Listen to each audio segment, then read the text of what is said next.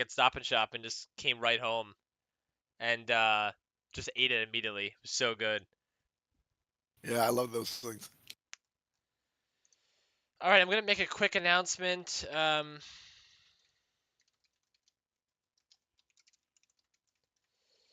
We are getting started in.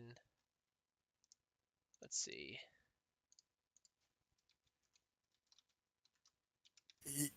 Yeah, if you don't mind, please reserve a couple minutes for like further questions on the contest. Oh, definitely. Yeah, I'm actually gonna speed through. Okay, I just started the stream. We'll get started here. I actually do have to run exactly at in 30 minutes, so I'm gonna run through the intro stuff very quickly, and then we're gonna get to the build-a-thon, which I think is what you're curious about. Go. All right, here we go. So, what's up, everybody? Welcome back to another Dev Office Hours. Victor, good to see you again, and welcome, Stefan. Here are the marketing ecosystem updates. So, we just announced actually like 30 minutes ago the IPI storefront on Ablo. So this is Ablo is like a merch store that you can customize your merch, and they're licensing IP on the platform to like be able to sell it. So they're licensing IPI's IP, and you can actually go ahead and remix IPI on Ablo's platform and mint your own merch, which is pretty cool. So definitely check that out. Apple is one of our top tier partners, and they're doing a great job sort of showcasing the power of IP on merch. Also, welcome Jennifer Lopez to Story. I have fun. I love introducing the new artists every week. This week we got Jennifer Lopez, so woohoo. I'm actually going to skip over that slide. Also, wanted to show just some cool things happening in our HQ. So we had this AI research presentation at the Story HQ. You can see some fun pictures here. We had food, just everyone sort of hanging out. This is Stanford students because we're right next to their campus. Anyone really in the Bay Area. And Sariq here, who is our AI engineer, is giving a presentation on the latest updates of AI. And just overall cool vibe. You can see Kingter over here. You can see just very like some of our team members. So just it's really cool to see everybody. And we try to have these meetups at our HQ every couple weeks, just because the Bay Area is always popping, and it's good to get people together. So yeah, that's just like a very quick marketing ecosystem update. Um, on the developer side, so I definitely want to showcase this for a second. I've been working on the sandbox for like almost a week now, and it's at a state that I'm pretty excited about. So there's a couple features that I can show you all today. Um, the first one is the ability to update your license config. So we can go ahead. Let's actually go to the portal for a second. Um, Actually, you know what? I don't think I'll be able to demo this because I'm not logged in my wallet on this computer. But yeah. So like, let's say we go to this thing or the portal here, and let's go to like I don't know, this story mainnet video.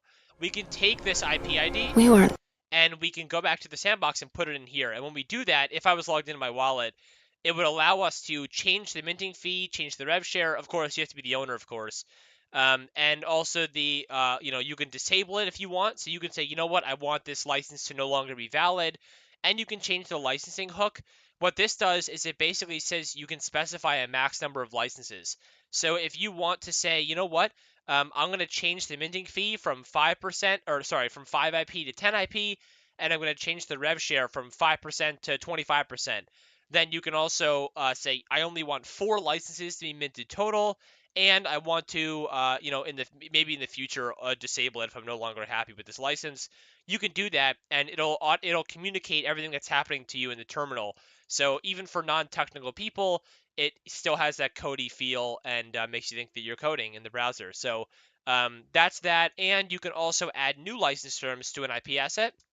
So right here, you could like on the portal right now, when you go to register IP, there's a couple options available. Like, do you want AI to train on this? Do you what's the rev share, minting fee, etc. But we expose on the sandbox all of the terms that you can set, minus like 2 or 3 of them that I just thought were too confusing. But like transferability, do you want it to expire? The minting fee, obviously, the commercial use parameters, and whether or not you have to give attribution. The derivative stuff. So do you want to allow derivatives? If you put no, then all these get disabled. and some off-chain terms as well. So what territories does this apply to? What channels, right? Online, print, text, whatever. Content standards, right? And then other stuff here. So anyways, basically this is just a way to extend the portal's features.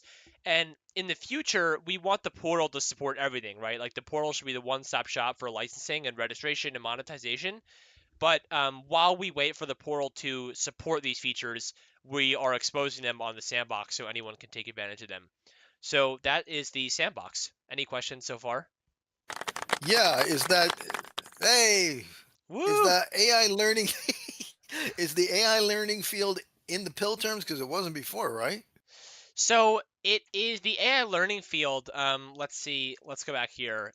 If we go to off-chain terms, you can see it says allow AI learning models. So that is here. The portal actually does ask you the same question, and it is setting it off-chain. But we do also show this on the sandbox as well, so you can select that right here. Okay, but the big question is when I do an API query, will I see that field? Oh, well, this is in the off-chain terms. So if you like this will be in the URI field. So let's go to the docs here. If you look at here, so this is like the object that you'll get returned from the API if you go to search for the terms. This URI field is a link to these off-chain terms. Oh, okay. But we'll probably need a custom parse. I'm guessing there's no standardized schema for the URI field. All right. Well, for this URI, actually, it is standardized because it is it's these fields right here. So all these fields right here, like attribution, channels of distribution, territory, they're also surfaced here. But these are the only terms you'll see. Of course, like it is possible that someone like puts stupid metadata, but like for I would say more so than NFT metadata, you will definitely find a similar format here. Perfect. Would you mind putting the link to the page you're showing us in the chat, please? Yeah, sure. Let me link you to the That's off-chain. awesome. I didn't even know about this. Okay. Yeah, I'll link you right there. Thank you. Awesome. Yeah, of course. Great. So also want to surface some new documentation pages. This is in preparation for the next Python SDK release. So we've added some new pages. We added the permissions client to the Python SDK. We also added some the allowance function to the wrapped IP client, and we also added some dispute functions to the dispute client. All of these are already supported on the TypeScript side. We are just trying to catch the Python SDK up to speed. And this is all going to be released in the next Python SDK version, which is v0.3.14. As always, when this gets released, I'll put the release notes in the announcements channel. And it's just like, again, it's just catching the Python SDK up to speed. So it'll expose permissions functions, a dispute function called dispute assertion, also some the allowance function I just showed you, and I think the biggest update by far is the group module. So the ability to interact with group IP assets through the Python SDK. So that is the biggest update coming soon. Also, if anyone watching this or in the live office hours is using the Python SDK, I would love to know what you're building and what your feedback is on it. I think most developers by far are using the TypeScript one, but definitely curious to know if any AI engineers who are leveraging Python are using this SDK. Awesome. So as always, I've kept the slide in for a couple weeks now, but this is the upcoming TypeScript SDK release v1.3.1. This will allow batch IP asset register calls, setting NFT metadata through the SDK, getting the license config, which is actually what I showed you on the sandbox. This is the license config, which is disabling hooks and fee changes. Um, on top of that, group module functions. So more group function, more group features are going to be serviced through the SDK. So also, I do want to make a quick note on the NFT metadata. This is something that Robert, I've been talking to you about. The current story metadata standard is very much up in the air. Because we have a NFT standard and an IP standard, and we want to find a way to make it much more simple.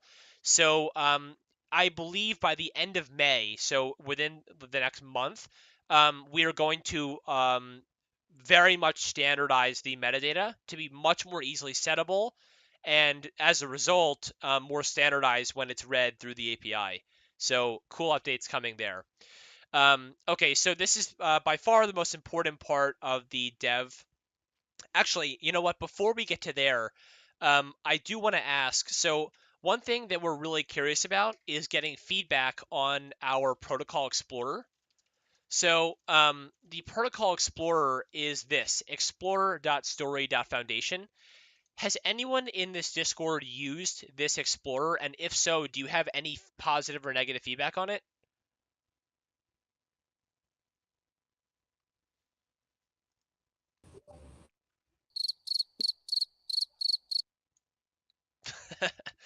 Robert, have you used this Explorer at all?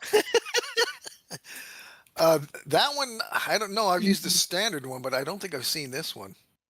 So interesting. So um I'm curious because Oh, mine is dark theme. Never mind. I'm an idiot. oh, so you have used this one. Yeah, but because it was a light theme, I didn't recognize it because I'm stupid. Oh, that's funny. Do you what are your thoughts on it? Have you used it? Um, God, I had a couple thoughts. Yes, many times, of course, to check to see on various assets. There's something about the layout that I always find it a little hard to. It's like the arithmetic fields. They're just a little hard to really suss out. I would want like the commercial rev share, the minting fees, that stuff to be just right. There's something about that layout that just it doesn't scream walking through a supermarket and seeing prices. Do you know what I'm talking about? Yeah, no, I get what you're saying. Um, I honestly, personally, I actually use this Explorer like a lot when I'm developing. Like, I mean, it's one of the most useful tools for me. But the reason I have issues is because like you said, the minting fee and the rev share are not easily like sometimes if you set the minting fee to 1, for example, like 1 IP, it comes up as like a million because that's like the Ether format or the Wave Yeah, format. you have to do unit conversions in your head. Yeah. Right. So that's a little confusing to me. And also, I think what's also limiting about this is it doesn't show the config. So if you were an average developer Right. and you saw 10% rev share, you don't know if the licensing config is overriding that and it's actually like 30 or something. Oh, that's a very good point. Yes. So I think adding license config details would be great. And then also it would be really cool to see like the royalties, but I haven't seen a working example of that yet.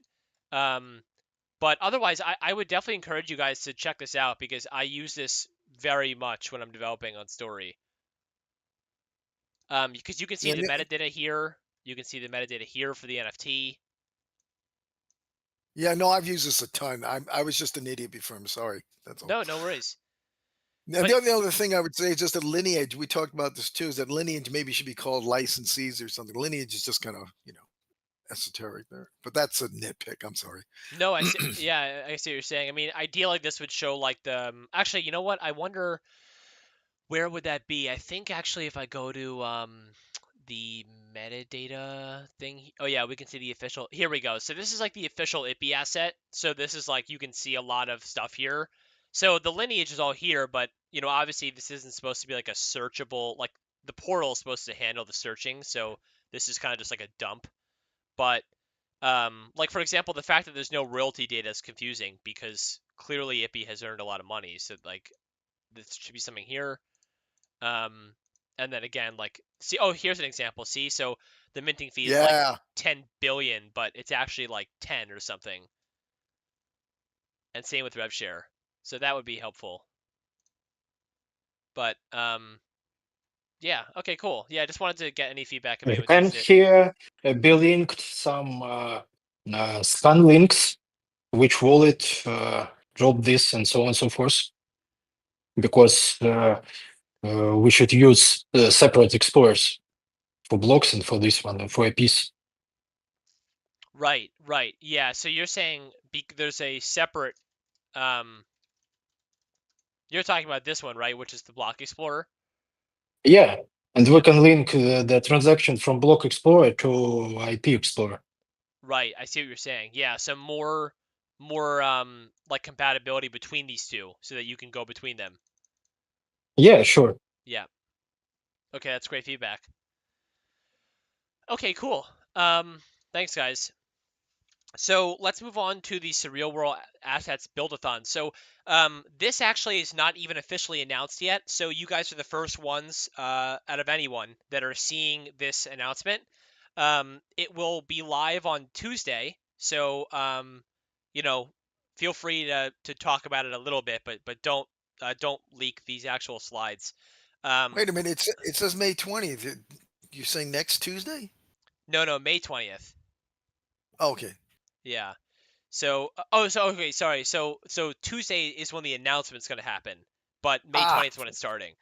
Um, so yeah, so this is the Surreal World Assets Build-a-thon, is what we're calling it, solving real-world problems with real-world assets. And it's going to go from May 20th to June 26th, so a little over a month. Um, Basically, it's a month-long virtual hackathon exploring IP, Web3, and AI.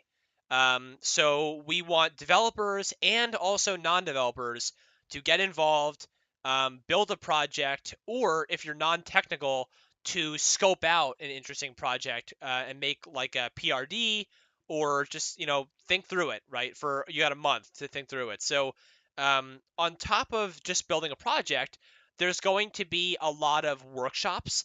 So during the first week, there's going to be a ton of workshops hosted by our own co-founder, Jason Zhao, and his past AI experience at Google DeepMind and what they were researching there.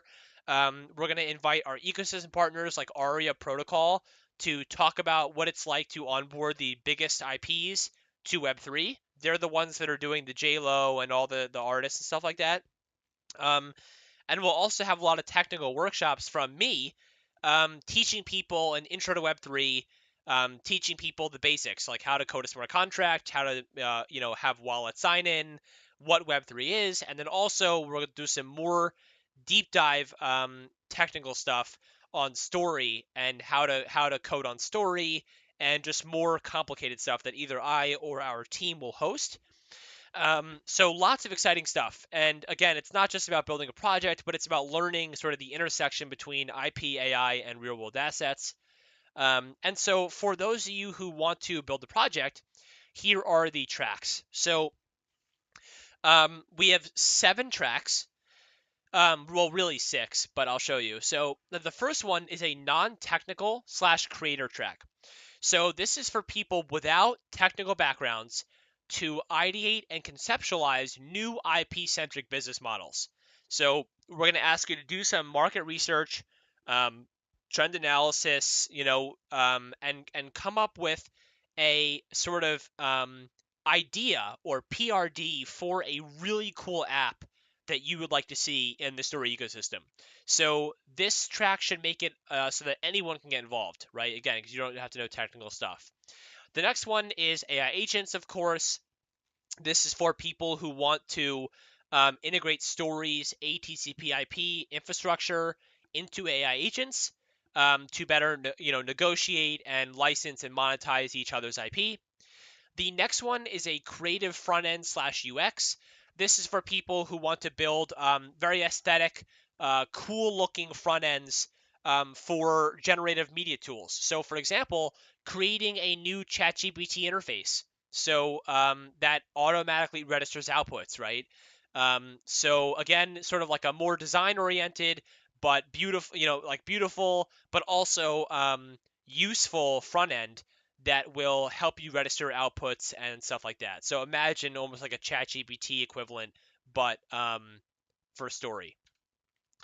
So next we have IP detection and enforcement. This is to create sophisticated tools leveraging AI, blockchain, or any other method to detect IP violations and enhance IP enforcement. So in this, office hours, we talk a lot about the Story attestation service. This is basically a service consisting of a bunch of different partners that all attest to the validity of IP in their own way. So whether they use AI, whether it's manual, maybe it's a group of lawyers all saying if an IP is valid or not, whatever it is, they attest to the validity of IP. And we're asking people to build their own sort of detection service. So if you want to use AI or whatever other method you can come up with to say if an IP is valid or not, that would be awesome. Now, this next one is IP Marketplace or IPFi. This is a pretty common track for us. People that want to explore the more DeFi financial side of Story. So creating new DeFi applications around IP, fractionalization of IP assets, better monetization tools, stuff like that. So really DeFi focused. Then we have a data track, and actually this was inspired by you, Robert, and I actually came up with this track because I really want you to participate.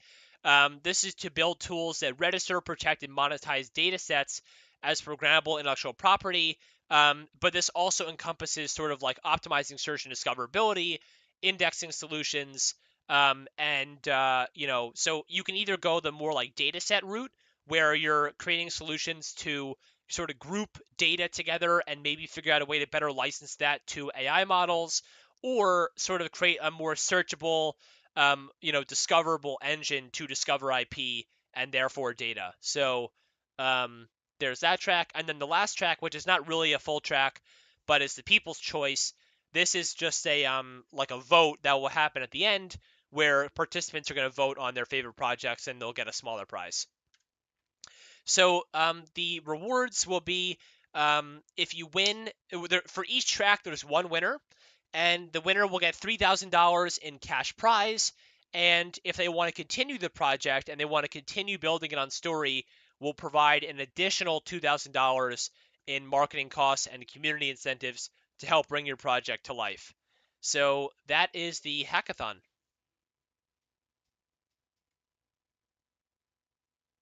Any questions on that? Yeah, I do have one, but I'm going to structure it more as a mild request. Some hackathons have this. Your project has to have been worked on solely during the hackathon period, and I would really, really hope that instead you'll make it that your product could not be can be worked on before the hackathon started. Yes, it can be worked on beforehand. Usually you're right, hackathons do that thing where you can only work on it during the thing. Now, obviously, like the way that it's going to be measured is the progress you make, right? So like if you come into the hackathon with a full project and then you finish the hackathon with that same full project, you're not going to win a prize. But we evaluate more so the progression. So if you start from nothing and get to a cool ending point, then that's great. If you start from something that's pretty significant and you end with something that's twice as cool, that'll also count. But we definitely want to encourage people with existing projects to come in and build. Otherwise, you kind of end up with like this pool of projects that are half baked and not really good anyway. So Yeah. absolutely, you can work on it beforehand.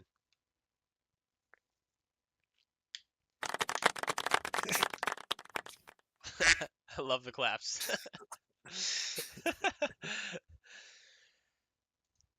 Awesome. So that's all I had to say.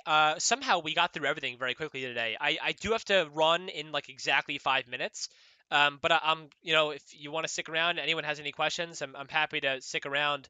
I am curious, Wannabe, Victor, Ramses, anyone else that's here, are you interested in participating? Maybe not even on the technical level, but even just creating like a product idea, I think would be really cool. I mean, it's worth Yeah. trying. The same. Have some ideas. Awesome. And we also we're going to be encouraging people to formulate teams. Of course, you don't have to have a team, but I think it'd be cool if we matched up some like-minded individuals to create ideas or projects. So there's that too. Hey, Jacob. Yeah.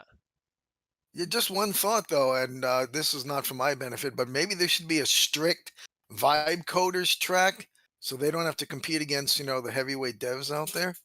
Yeah, right. So they don't get pummeled by the likes of you. Oh, well, I don't know about me. I'm not that smart, but No, I think we were gonna try to work in vibe coding to this track because we were gonna say like, even if you don't want to code something, we have like a vibe coding workshop recorded, that some of you actually went to before. Yeah. where you could bring your project to life here. Or we keep it a secret and keep the prize money among all who joined today. Yeah, yeah, yeah, A right. conspiracy. Yeah, the Dev Office Hours conspiracy. You guys should all get together and work on a project together. Dun dun dun dun.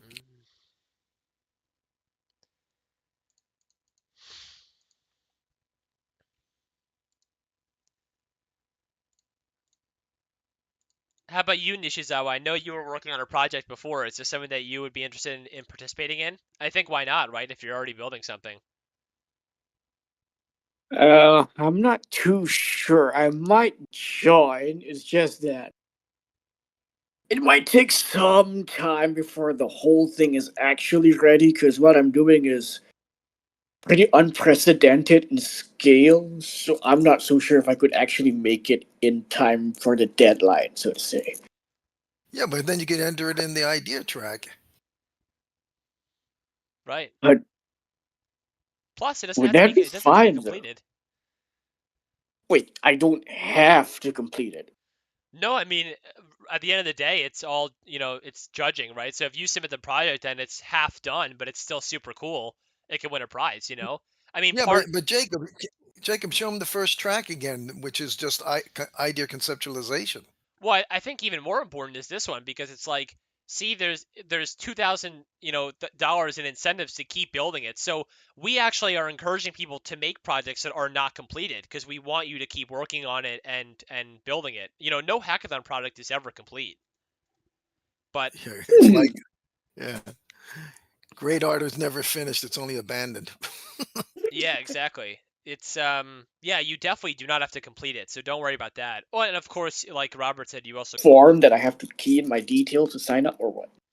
I mean, there's going to be a very simple sign up form, just, who you are, your email, and how you found out about the hackathon and like what your coding experience is. But other than that, it's pretty open, and we're not enforcing you to go to any of the workshops or anything. Of course, I highly encourage you to go. Um, Uh-huh. But I think it's something where like if you're already building a project, why not submit it, right? And if you don't win, you don't win. But at least it was cool to participate and get something out of it. Okay, then. I think I'll take up on that offer. Cool, very cool. Wannabe said, by the way, Dev Relly said on today's Twitter Spaces that story license will become valid in more countries very soon. I wonder what's going to be the first one. Honestly, I don't know. I know he just had a big trip to Korea, so I'm curious about that. But I honestly don't know. Perhaps sooner or later, the next K-pop star will be on chain. Yeah, yeah, that's right. Well, Aria Protocol already onboarded BTS and Blackpink, so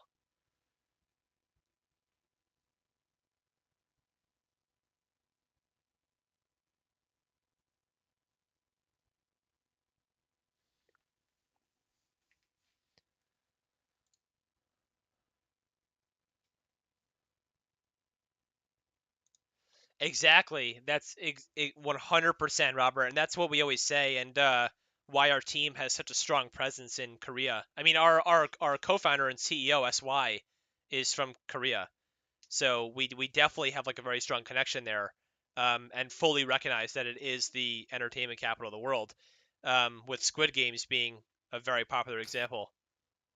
Or Train to Busan. Yeah, seriously.